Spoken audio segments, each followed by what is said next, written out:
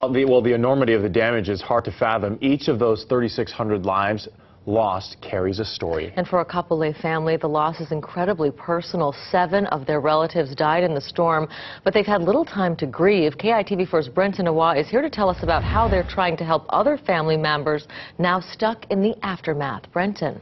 Yanji, this family has been hit hard, losing so many relatives, and now in a fight to save the survivors. If tears could heal, the struggle this family faces would disappear, but they can't, and the pain is overwhelming.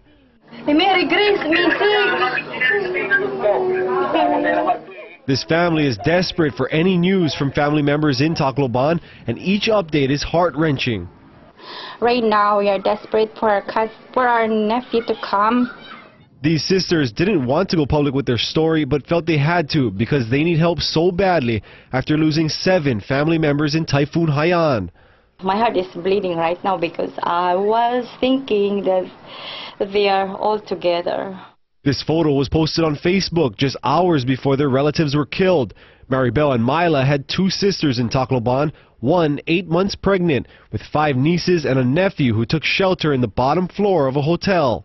She asked me, can you hear it? It's the wind, the very strong wind. And I said, yeah, and then cut off again. And I didn't know that was like the time when the storm was really right there. And then she says a surge of water swept her family away. The door was broken and everybody's drowned. But there still is some hope. Their 15-year-old nephew Jacob made it out alive, as did 2 of their cousins and their brother, who is now struggling to survive in the aftermath of the storm. He said he can't sleep. He's thinking about, what he saw over there. His sisters out there. And Milo Onelian will be catching a flight out to the Philippines tomorrow. She's hoping to help her family, her surviving family members, relocate to better parts of the country.